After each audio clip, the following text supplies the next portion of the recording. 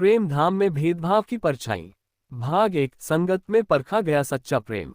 बहुत समय पहले उत्तर भारत के एक छोटे से गांव के बाहर एक विशाल डेरा था। नाम था प्रेम धाम। ये राधा स्वामी संप्रदाय से जुड़ा था, जहां हजारों की संख्या में संगत हर पूर्णिमा और अमावस्या को सत्संग सुनने के लिए एकत्र होती थी। इस डेरे के संत बाबा सच्चिदानंद जी प्रेम और बराबरी का पाठ पढ़ाते थे। उनके उपदेशों में एक ही बात गूंजती थी, न कोई ऊंचा न कोई नीचा, सब है मेरे पिता के दीवा। गांव से कुछ मील दूर एक गरीब किसान था, लखना। वह छोटा खेतिहर था, मेहनत से अपने परिवार का पेट पालता था। जीवन में न कोई अभिलाषा थी न दिखावा, परंतु एक बात उसे सदा खलती थी, समाज में अमीरों को जो सम्मान मिलता है वह उसे कभी नहीं मिला। दूसरी ओर नगर का एक बड़ा व्यापारी हनारायण था, जो रोज अपने 10 नौकरों और चांदी की थाली में लंगर खाकर लौटता था। वह बाबा जी के बहुत समीप बैठता, हर सत्संग में मंच के पास स्थान पाता। एक दिन सत्संग के बाद लखना उदास बैठा था। उसने बाबा जी की ओर देखा और मन ही मन बोला, प्रभु, क्या आपके डेरे में भी अमीरी गरीबी का फर्क है? उसी रात बाबा सच्चिदानंद जी ने स्वप्न में लखना को दर्शन दिए। बोले, पुत्र, प्रेम धाम में कोई भेद नहीं, पर जिनके मन में भेद है वही भेद पाते हैं। कल डेरा, मैं तुझे कुछ दिखाना चाहता हूँ। अगले दिन लखना पहले से आया। बाबा जी ने उसे सेवा में लगाया, झाड़ू देने, लंगर पर रोटियां सेंकने, पानी भरने में। हर काम वह मन लगाकर करता रहा। इसी बीच हनारायण संग अपने अनुचरों के पहुंचा। वह सीधे मंच के पास गया और वहां बैठने का विशेष आसन मांगा। सेवक ने विनम्रता से कहा, बाबा जी ने आज सबको सामान्य स्थान पर बैठने को कहा है। हनारायण नाराज हो गया। बोला, मैं हर महीने लाखों का दान देता हूँ, क्या मुझे भी आम आदमी की तरह बैठना होगा? सेवक कुछ बोल नहीं पाया। लखना ये सब देख रहा था। बाबा जी मंच पर आए। बोले, आज सत्संग की शुरुआत एक प्रयोग से होगी। उन्होंने 2 थालियां मंगवाईं। एक में लखना की सेवा से बना भोजन रखा गया, दूसरी में हनारायण द्वारा भेजे गए पकवान। फिर बाबा जी ने मंच से कहा, संगत को आज दोनों थालियों से परोसा जाएगा, पर बिना बताए कौन सी किसकी है। देखो कौन सी रुचिकर लगती है। अद्भुत। अधिकतर संगत ने उसी थाली को पसंद किया जिसमें लखना की बनाई सादी रोटियां और दाल थी। बाबा जी मुस्कुराए। बोले, जो प्रेम से बनता है वही सच्चा प्रसाद है। रोटियां चाहे मिट्टी की हो, अगर प्रेम से बनी हो तो वे स्वर्ग के भोग से बढ़कर हैं। और यदि मन में अहंकार हो तो अमृत भी जहर बन जाता है। हनारायण की आंखें झुक गईं। लखना की आंखें नम थीं। बाबा जी ने दोनों को पास बुलाया और कहा, अमीर गरीब तो मन के विचार हैं। सच्चा भक्त वह है जो सेवा करे, प्रेम करे और अपने को सबसे न्यौछावर माने। प्रेम धाम में भेदभाव की परछाई। भाग 2। जब अहंकार पिघला सेवा में। सत्संग सभा के बाद बाबा सच्चिदानंद जी ने हनारायण को अपने कक्ष में बुलाया। कमरे में बहुत सादगी थी, एक चटाई, एक दीपक और एक पवित्र ग्रंथ। बाबा जी बोले, हनारायण, तुमने बहुत दान दिया है, पर क्या तुमने समर्पण भी किया है? हनारायण कुछ न बोल पाया। उसकी आंखें भर आईं। बोला, बाबा जी, मैं तो सोचता था कि दान देने से मुझे स्थान मिलेगा, पर आज समझ आया कि सेवा और नम्रता ही असली पूजा है। बाबा जी ने मुस्कुराकर कहा, जो दिल से झुकता है वही मेरा सबसे निकट होता है। लखना जैसे भक्त जो बिना किसी अपेक्षा के सेवा करते हैं वही मेरे असली रतन हैं। बाबा जी ने एक आदेश निकाला, आज से प्रेम धाम में कोई विशेष आसन नहीं होगा। सभी एक समान पंक्ति में बैठेंगे। लंगर में कोई थाल अलग नहीं दी जाएगी। सेवा का मूल्य दान से नहीं, भाव से आंका जाएगा। यह आदेश जैसे एक चमत्कार बन गया। अगले दिन हनारायण स्वयं लखना के साथ झाड़ू लगा रहा था। संगत हैरान थी। कोई सोच भी नहीं सकता था कि नगर का सबसे धनी व्यापारी अब सेवा में लीन होगा। लखना ने धीरे से कहा, सेवा में सभी छोटे बड़े बराबर हैं, परंतु आपकी विनम्रता देखकर मैं स्वयं को भी छोटा महसूस करता हूँ। हनारायण ने मुस्कुराकर कहा, भाई लखना, तूने ही तो मुझे रास्ता दिखाया। तूने मुझे मेरे गुरु से मिलवाया, असली रूप में। उसी दिन बाबा जी ने सत्संग में एक साखी सुनाई। एक बार एक संत के पास 2 शिष्य आए, एक अमीर एक गरीब। संत ने उन्हें कुएं से पानी भरने को कहा। गरीब ने खुद जाकर मटका भरा, अमीर ने नौकर भेजा। संत ने कहा, पानी में सिर्फ जल नहीं, भावना भी होती है। जिसने खुद मेहनत की वही पात्र हुआ। फिर बाबा जी ने कहा, प्रेम धाम में अब हम नाम नहीं, काम देखेंगे।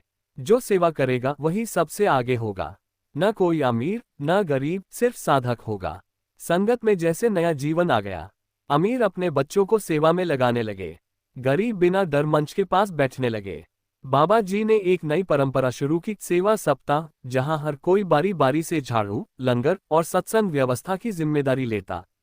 लखना अब प्रेम धाम का प्रमुख सेवक बन गया था, पर फिर भी जमीन से जुड़ा उतना ही सरल। हनारायण ने एक दिन कहा, लखना, तू गरीब होके भी सबसे अमीर है, तेरा हृदय विशाल है। मैं अब सीख गया हूं कि असली दान धन का नहीं, मन का होता है। प्रेम धाम में भेदभाव की परछाई। भाग 3, संकट की घड़ी में संगत का संग। प्रेम धाम अब समानता और प्रेम की मिसाल बन चुका था। अमीर हो या गरीब, सभी एक पंक्ति में बैठते, सेवा करते और सत्संग में एक होकर भाव विभोर हो जाते। बाबा सच्चिदानंद जी का नाम दूर दूर तक फैल चुका था, परंतु जैसा कि होता है, जहां प्रकाश होता है वहां अंधकार परीक्षा लेने आता है। एक दिन प्रेम धाम पर सरकार की एक नोटिस आए। ये भूमि सरकारी संपत्ति घोषित की गई है। डेरे को 1 माह के भीतर खाली करना होगा। संगत में हलचल मच गई। कुछ लोग डर गए, कुछ नाराज हो गए, पर बाबा जी शांत थे। उन्होंने सिर्फ एक वाक्य कहा, ये डेरा ईंट पत्थर का नहीं, प्रेम और विश्वास का बना है। अगर वह अडिग है तो कोई भी उसे हिला नहीं सकता। हनारायण ने तुरंत एक वकील से संपर्क किया। उसने कहा, बाबा जी, हम कानूनी लड़ाई लड़ेंगे। मैं जितना पैसा लगेगा दूंगा। पर बाबा जी बोले, केवल पैसा नहीं, संगत की एकता चाहिए। जो प्रेम से बने उसे प्रेम से बचाना होगा। लखना चुपचाप गांव गांव जाकर संगत को इकट्ठा करने लगा। गरीब, किसान, महिला, युवा सभी आने लगे। हर कोई सेवा में लग गया। कुछ दीवारों की मरम्मत कर रहे थे, कुछ पुरानी जमीन के दस्तावेज खोजने लगे। सप्ताह भर के भीतर संगत का एक विशाल समुदाय खड़ा हो गया, जिसमें अमीर, गरीब, पढ़े लिखे, अनपढ़ सब एक ही लक्ष्य लेकर जुटे थे। उसी दिन जब सरकारी अधिकारी स्थल निरीक्षण के लिए आए तो उन्होंने देखा, लंगर में महिलाएं और व्यापारी एक साथ रोटियां बेल रहे थे। नौजवान और बुजुर्ग ईंटें ढो रहे थे। बच्चे गीत गा रहे थे, ना कोई अमीर ना कोई गरीब, हम सब प्रेम के बंदे हैं। और सबसे आगे बाबा सच्चिदानंद जी और लखना, साथ में हनारायण सिर झुकाकर सेवा कर रहे थे।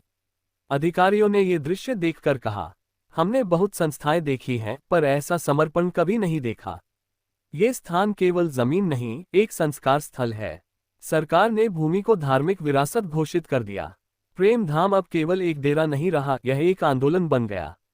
बाबा जी ने सभा में कहा, आज जो बचा वह सेवा और संगत की एकता से बचा। यही असली सत्संग है, जब सब छोटे बड़े एक होकर एक ही धुन में जुड़ जाएं, प्रेम, नम्रता और भक्ति। हनारायण ने लखना से कहा, तूने जो बीज बोया था वह आज वृक्ष बन गया है। अब कोई भेद नहीं बचा, सिर्फ एक संग, एक रंग, नाम का रंग। विरासत जो अमीरी गरीबी से परे थी। साल बीतते गए। प्रेम धाम अब केवल एक डेरा नहीं, एक आंदोलन, एक विचार और एक मिशन बन चुका था। लखना, जो कभी खेतों में मिट्टी में लिपटा एक साधारण किसान था, अब प्रेम धाम की सेवा की आत्मा बन चुका था। वह अभी भी वही पुरानी धोती पहनता, वही मिट्टी के चूल्हे में रोटियां सेंकता, पर अब उसकी विनम्रता में एक विशेष तेज था। संगत उसे सेवा का संत कहने लगी थी। हनारायण, जो पहले मंच पर बैठता था, अब हर सत्संग में सबसे पीछे बैठता और खुद पानी की बाल्टी लेकर लोगों को जल पिलाता। बाबा सच्चिदानंद जी, जो अब वृद्ध हो चुके थे, अक्सर कहते, लखना और हनारायण, ये दोनों मेरी आंखें हैं। एक ने प्रेम से सेवा सिखाई, दूसरे ने अहंकार को त्याग कर समर्पण सिखाया। एक दिन लखना बीमार हो गया। उसके शरीर में अब ताकत नहीं थी, पर उसकी आंखों में वही शांति, वही चमक थी। बाबा जी स्वयं उसके पास आए। लखना ने बाबा जी का हाथ पकड़कर कहा, मुझे किसी चीज की कमी नहीं। आपने मुझे आनंद दिया, सेवा दी और सबसे बड़ा तोहफा भेदभाव रहित प्रेम सिखाया। बाबा जी ने उसका सिर चूमा और बोले, पुत्र, तेरा जीवन साखी बन गया आने वाली पीढ़ियों के लिए।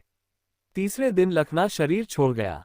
पूरी संगत एकत्र हुई। अमीर गरीब, ज्ञानी अज्ञानी, बच्चे बुजुर्ग, सभी की आंखों में आंसू थे।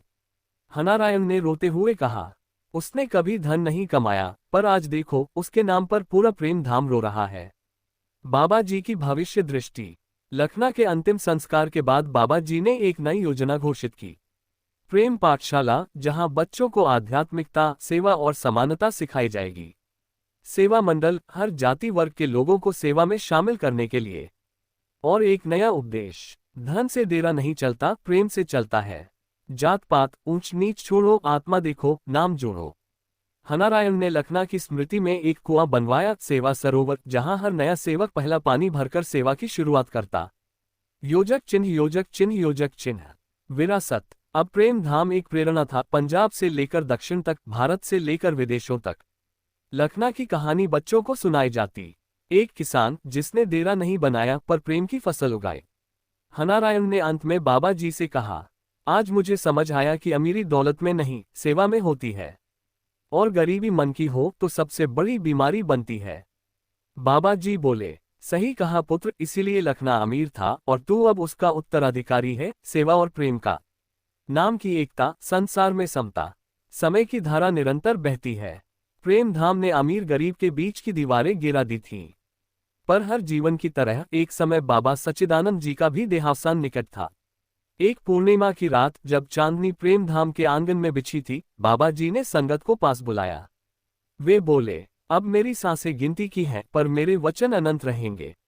मेरे बाद कोई गद्दी नहीं, केवल सेवा की पंक्ति होगी। जो सबसे पहले सेवा करे वही सबसे आगे होगा। हनारायण अब संपूर्ण रूप से लखना के मार्ग पर था। उसने संगत को आश्वस्त किया, बाबा जी का संदेश ही हमारा नेतृत्व है। हम मिलकर प्रेम धाम को एक शिक्षा केंद्र, सेवा धाम और आध्यात्मिक विश्वविद्यालय बनाएंगे। बाबा जी ने अंतिम शब्द कहे, ना धन चाहिए, ना नाम, बस प्रेम चाहिए और राम। और वे शांत हो गए। नई पीढ़ी का उदय। बाबा जी की शिक्षा पर आधारित प्रेम पाठशाला अब एक आंदोलन बन गई थी। गरीब बस्तियों में पाठशालाएं खुली।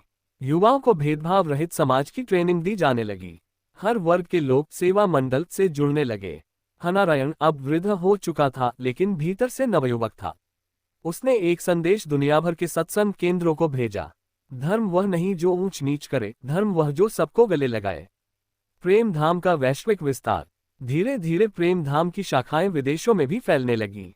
लंदन में लखना सेवा भवन, कनाडा में सच्चिदानंद सत्संग केंद्र और अमेरिका में नाम रंग आश्रम। इन सभी स्थानों पर एक ही नियम था, कोई वीआईपी नहीं, सेवा सबसे ऊपर। भाषा, जाति, पैसा कोई मायने नहीं रखता। गुरु का संदेश, तू गरीब नहीं, तू प्रेम का राजा है। समापन संदेश। सालों बाद जब प्रेम धाम की शताब्दी मनाई जा रही थी, हनारायण की पोती मंच पर आए और बोली, ग्रेटर दैन। मेरे दादा कहते थे, हमने लखना से सीखा कि प्रेम बांटने में गरीब बनो और सेवा करने में अमीर। आज हम उसी रास्ते पर चल रहे हैं जहां कोई भेद नहीं, केवल नाम का संग है। पूरा प्रेम धाम गा रहा था, ना कोई छोटा ना कोई बड़ा, प्रेम से जुड़ा वही सदा। सेवा करे जो भाव से, वही हो मेरा प्रिय दास रे। योजक चिन्ह योजक चिन्ह योजक चिन्ह। साखी का सार संक्षेप में। ये 5 भाग की साखी यह बताती है कि भेदभाव बाहर नहीं, भीतर होता है। अमीरी गरीबी सिर्फ शरीर की नहीं, मन की अवस्था होती है। सच्ची संगत में सेवा, प्रेम और समर्पण ही असली पहचान है। और जब अमीर गरीब एक साथ सेवा में जुटते हैं तो वहां खुद सद्गुरु वास करते हैं। लखना की विरासत श्रृंखला। इसमें हम लखना की शिक्षाओं को लेकर अलग अलग लोगों की जीवन बदलने वाली कहानियां बताएंगे। जैसे एक युवा जो ड्रग्स की लत में था, कैसे सेवा में आकर सुधर गया। एक अमीर नेता जो अहंकार में डूबा था, कैसे प्रेम पाठशाला से विनम्र बना। एक महिला जिसे समाज ने तिरस्कृत किया, कैसे प्रेम धाम में उसे सम्मान मिला। योजक चिन्ह योजक चिन्ह योजक चिन्ह। विकल्प 2, प्रेम पाठशाला की नई पीढ़ी। इसमें हम नई पीढ़ी के नेतृत्व को दिखाएंगे, जैसे हनारायण की पोती या लखना के शिष्य के पोते द्वारा प्रेम धाम का डिजिटल विस्तार, कैसे सोशल मीडिया और तकनीक से सेवा और सत्संग पहुंच रहा है। विदेशों में जाति, रंग, भाषा से परे एक वैश्विक समुदाय का निर्माण। विकल्प 3, भेदभाव के विरुद्ध प्रेम आंदोलन। अब प्रेम धाम केवल डेरा नहीं, एक राष्ट्रीय वैश्विक सामाजिक आंदोलन बन जाता है। समाज में दलितों, पिछड़ों, महिलाओं के लिए शिक्षा अभियान, सरकारी सहयोग के बिना सेवा कार्य। अमीर लोग अब प्रेम धाम के नाम से अस्पताल, स्कूल और वृद्धाश्रम बनाते हैं। भेदभाव मुक्त